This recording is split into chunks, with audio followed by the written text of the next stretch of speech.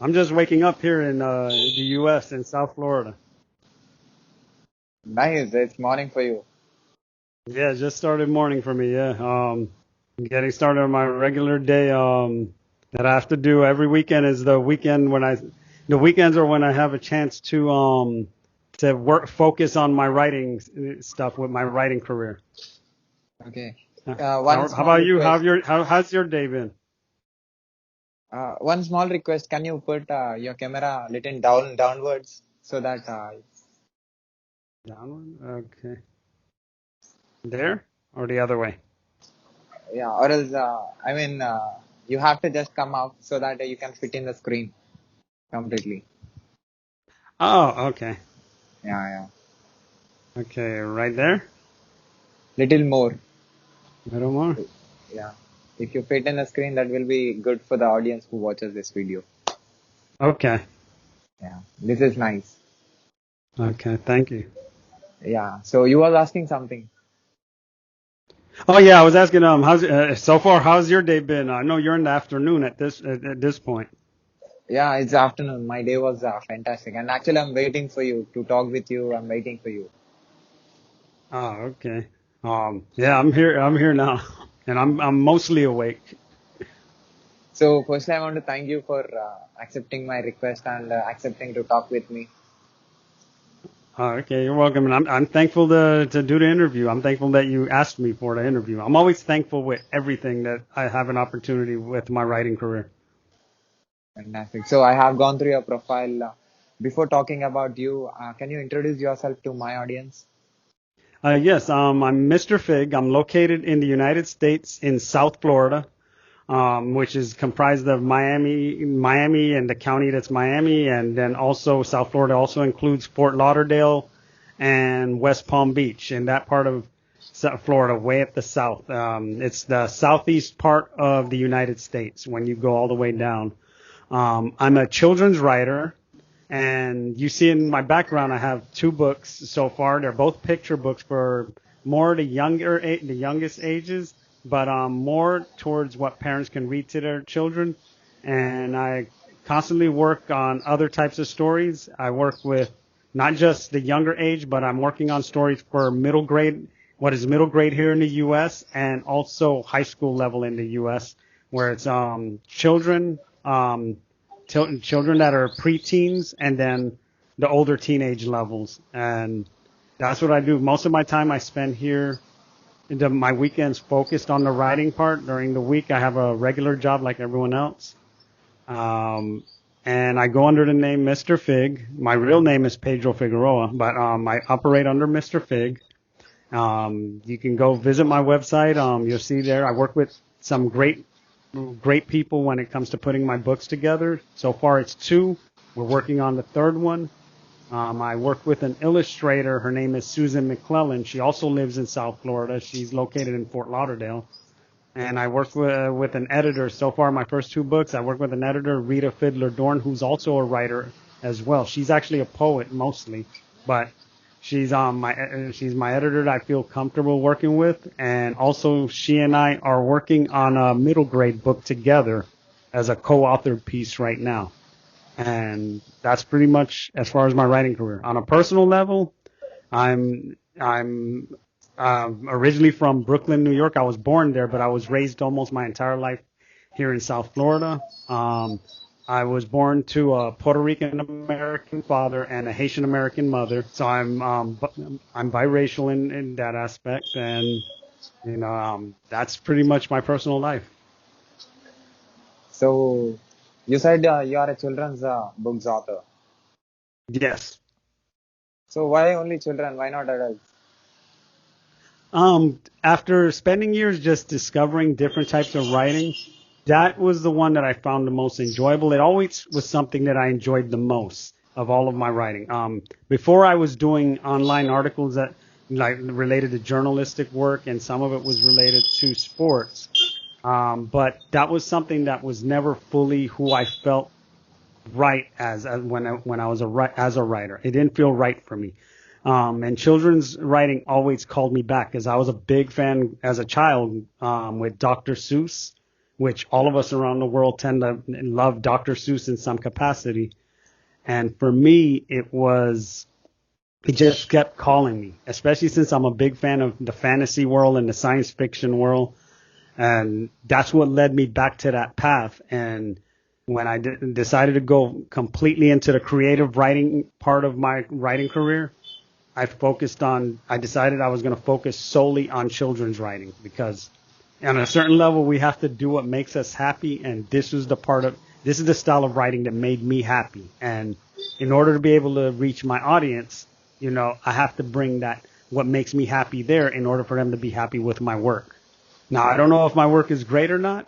So far it looks like some people that have read it have liked it. And everything seems to be okay with both books. But it's my happiness. That's what's there. Now I'm going to be expanding. The next book is going to be coming up. Like these two, the first two are kind of fantasy world. The third book is going to be a little different. It's what has been termed as own voices work. And own voices is basically when you write from your own personal experience in some way, shape, or form. And I'll be writing the book that I've written and my illustrator's working on is dealing with experience as a child, from my Haitian childhood, being Haitian American, from my mother's side of the family, where I'm working on that. And one of the characters, actually all of the characters, are kind of inspired by real people. And there's one particular one that is focused on, it's basically designed from my grandfather, who is still alive at 106 years old. So I'll be doing that. And then, of course, working on the middle grade project with my regular editor, Rita Fiddler-Dorn. So you have published 2 children books? Yes, so far 2. The third one is on the way, and then I'm working on other projects at the same time. I have other works that are already written. It's just a matter of time before they get published. But then there's the other ones that continue to work. So far it's 2. The first one came out last year in June, and the second one came out earlier this year during COVID.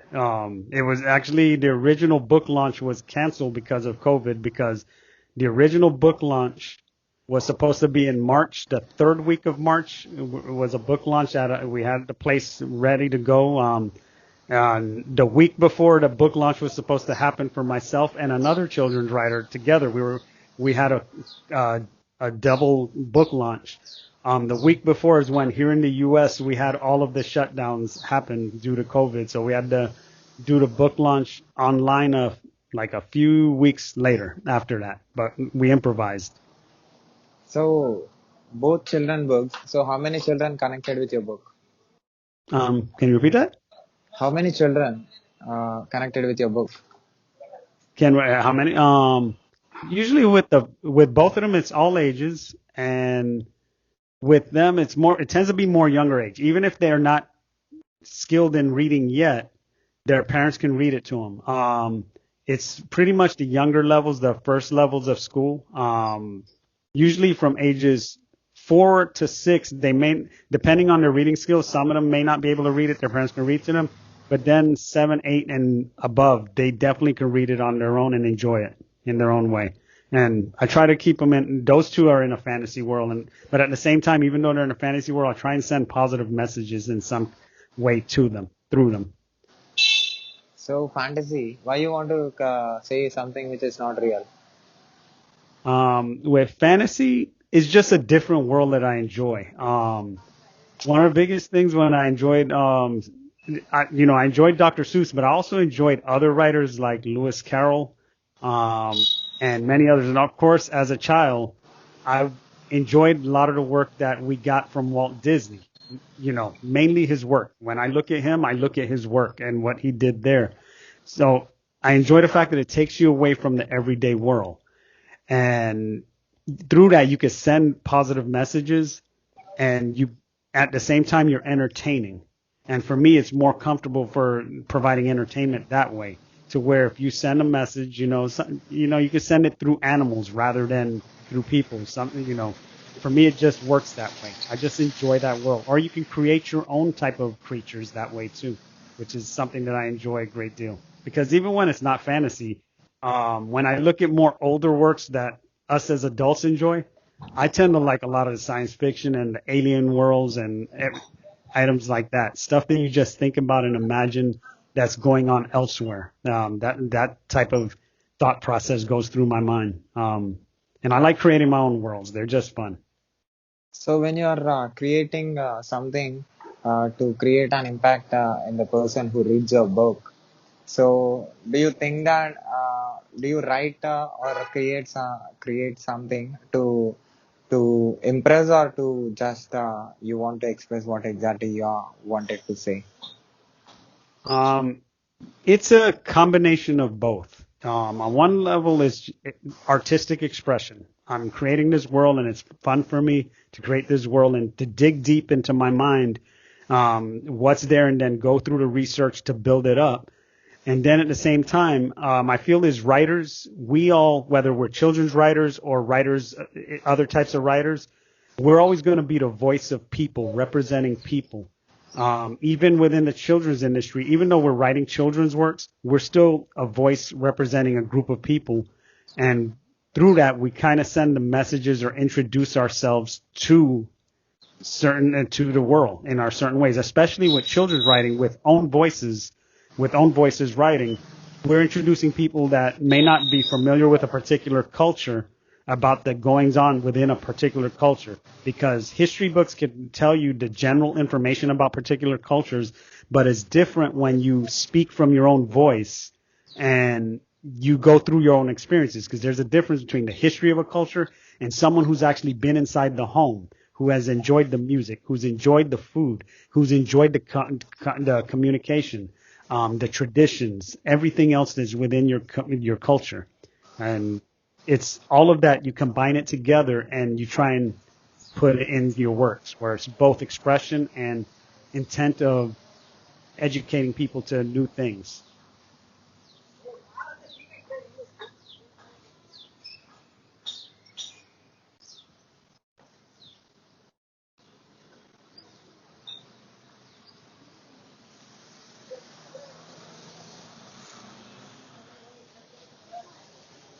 Hello?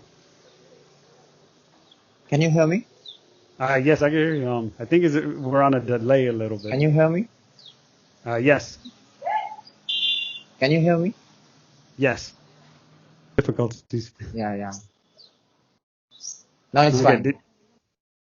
Okay. Did you hear the last of what I said? Yeah, yeah, I hear it. I mean, Okay. last few seconds, you have to tell. Oh, the last few sentences. Let me remember what. Basically, it's just I was closing that with my writing, and I feel every writer in some way we do it. It's a lot of it's expression and it's also intent. Where you're trying to bring in positive messages, but at the same time, it's almost like you're entertaining and educating all in one. That's what we do as writers, because we do represent people, even when we're not intentionally trying to represent people. We are who we are as people, as individuals, and we speak to those voices no matter what. That's what we do. So when you're writing children books, 100% you are targeting children, not adults. No, it's specifically children, whether it's the youngest or even teenagers. And every work that I do is focused towards children. Um, to me, that's the target I have. I enjoy that type of work. There was a time that I even spent a few years, actually, I was teaching too. I was teaching at the high school level. So it's work. I always try and focus on work that's there, because that is the work that I enjoy the most. It's towards children. And with children, it differs, where that's more of the teaching aspect than with adults. It's more entertainment. So it's a different type of balance that's there, because children are trying to learn. Adults, we continue to try to learn, but the focus is not there as much. We're looking for new insights, where children, they're looking for things to learn and grow from, and that's what tends to be there. Even though they may say that, oh yeah, I don't want to learn, I don't want to learn. They don't realize it. They're learning as they're reading our books as children's writers. They're having a great time. We try to be entertaining, but they are learning, which is the best way for them to learn, is through entertainment. But that's what's there with them. So you was a child and you came from that age. Now you became adult. Do you think that you can connect with a child with the mindset that you have today? I mean, right in this age, how can you understand the children mindset? I mean, until unless you have the same mindset, you cannot understand, right? So you came out from that age, but how can you think that the children will connect? I have this doubt. Okay. With me, it's a combination of a lot of things. One, I was a parent. I was a single parent. So I borrowed all of that. I spent many years, volunteering with items to help my kid go along and other kids in the community go along. Then with myself, I also read constantly. I read other children's books. I read what's out there. I also read a lot of psychology stuff. I pay attention to a lot of current events, not just what we as adults have to be concerned about, but I also pay attention to current events that are going on with children as well. And a lot of this is just paying attention to trends out there. What's attracting children the most? And when you do all of this research together, that's how I stay in touch a little bit, even though I'm an older guy. I'm middle aged at this point. I'm 49 years old. But you do that to, it's almost, it keeps you fresh by keeping track of all of this. And when you see something is successful with children, other people are successful with children, you say, okay, I'm learning a little bit there too. And you study the patterns and you keep working on it. Another aspect to this also that helps, and I'm giving credit to the critique groups that I'm a part of as well. There are certain critique groups that it's filled up with only children's writers. And they also, because they're doing also the same things, they're also experiencing the same knowledge too. They're gaining that knowledge as well. And through being part of these critique groups, we're able to share this information, kind of let it rub off, where I'm passing work through other writers that are also children's writers and getting feedback to, okay, maybe I'm using wording that's a little too above the level, because some of them are teachers that are of the lower levels as well. They say, okay, those are words that are too above them, or they probably wouldn't be interested at that age. And you constantly get feedback over and over and over and over and over, because the writing process, we don't just start with the first draft. I think by the time they get published, by the time we publish them, whether it's traditional publishers with a big publishing corporation, or even if you do independent publishing, we publish like the 1,000th draft. It's a long process, even with picture books. Picture books are, like my books are 30 pages, but when it comes to the amount of writing, half of those pages pretty much are pictures and the other 15 are writing. But there's a long process. It takes over and over and over, going over, listening to other people's feedback, getting my editor to look at it and make the suggestions that are needed there as far as the wording, the interests. How would a child like certain things? And this is what we do all the time. It's always with that in mind. We're trying to make sure that when we do that final product, that it's a product that our audience, in my case, children, are going to enjoy in some way. And it varies. Sometimes it's successful, sometimes it's not. All of us, as not just writers but entertainers everywhere, we have those moments where we actually create something that didn't work out, and we learn that lesson for the next time we do something too.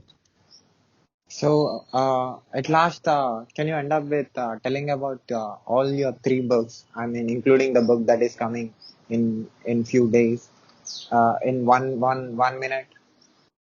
Oh yes. The first book, Orange Orangutan, it basically it's a child after school comes home and he sees an orange orangutan doing something that's not normal for an orangutan to do.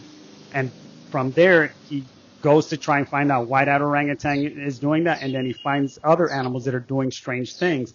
And he goes on this mission, he or she, they go on this mission to try and find out why are all these animals doing strange things. And by the end of the story, at the end of the story is when you find out why. Anyone who wants to know, read the story, you'll find out. It's kind of like a fun little mission to find out what's going on. With World of Candy is a long poetic effort where it deals with how the world, not just the world like world historical sites, but our everyday world that we deal with, whether it's the street, people we meet, buildings, on our bedrooms, everywhere. If they were turned into any of the treats that we consider candy, not just basic candy, but also fruits, because fruits are my candy personally. And it's done in a poetic form where you get this vision of the world, and that would be your everyday world turned into candy, done in a poetic form. And then the third book is going to be released next year. Originally, the plan was for this year, but with everything slowed down in the world with COVID, it's going to be released next year. And I can't release the title yet, but it deals with an experience I had as a child, and some of my relatives we experienced as a child, where we would visit our grandfather in his home in Homestead, Florida, and we'd have adventures. That's what inspired. So what happens is it's a teaching lesson that we go through based on the circle of life that you can see within a garden at the same time, and that's what's going to be there. It's written in English, and there's some teases of a little bit of Creole translation for representing the Haitian culture, and that too is going to be illustrated, but it's slightly different from the first two books. It's going to be a little longer. It's going to be like a short chapter book, and that should be released sometime in 2021. We're down to my illustrator is working on the final pieces of the art, and as time goes on, I'll start sending out teasers myself, and others will probably send out teasers of the imagery that's appearing in there, and maybe a couple of lines here and there. And at some point, maybe by the end of the year or early next year, that's when we'll officially announce the title of it that's coming out. And that's what's coming out with that. But it's one of the characters, and I can openly say this, the one character that's key, and this is going to be first. He's going to be surprised when my family shows him. It's my grandfather, Fritz LaForest, and we refer to him as Papi. So he's one of the characters in this book, and that's coming out 2021. So the people who wants your book, I will put the links of your books in the description of this video. Who can buy it, they can buy it through the links. Okay. Yes, that's great. And if they like the book, whether they like it or not, they can put reviews. They can say it's good or horrible, either one. I always enjoyed it because I enjoyed what I do for a living. My regular job, I enjoyed it as well, but I also enjoy the writing aspects of what I do on the weekends. Fantastic. Have you seen any videos of mine, previous videos? I started looking at them because I wanted to get to know a little bit about you before our interview, and I was like, wow, you do a lot of good work. I was very impressed. Are you looking for a future in journalism, or are you practicing it now? No, just to connect with different country people and to show the work that they did and to show to the world.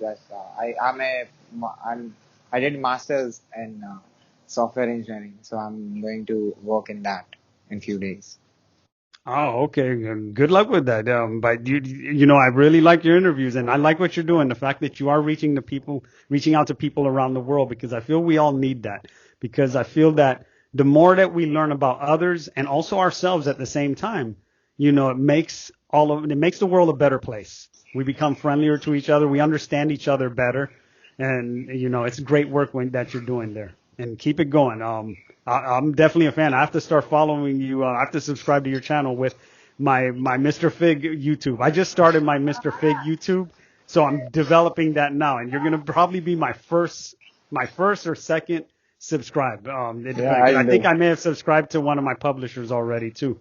Yeah, I'll do. And keep going. Keep doing something that you love, and be happy and be like you wanted in your life. Okay, thank you. I appreciate it. All of us need to do that. We have to do what makes us happy. It makes the world a better place that way when we're all happy. Can I put this video on my YouTube and on my social accounts and on internet with your permission? Yes, absolutely. And then I'll share it also on my social media like Twitter, and I don't know if you could send me a file. I could actually put that on my Instagram as well too. Yeah, definitely I'll send you after editing the video. Okay. All right. That's great. I appreciate it. Yeah. Thanks a lot for giving your valuable time and telling about something which is useful for the world. Okay. Thank you, and keep doing what you're doing. And enjoy the rest of your day there, because it looks like it's raining. Is it raining over there? It's cloudy. It may rain. It's cloudy. Oh, okay. Yeah, we're still dark, so I don't know if we're going to have a sunny day or a rainy day. Okay. Okay. All right. Thank you very much, Thank and you so enjoy the much. rest of your day. Yeah, thank you. You too. Okay. All right. Bye. Bye.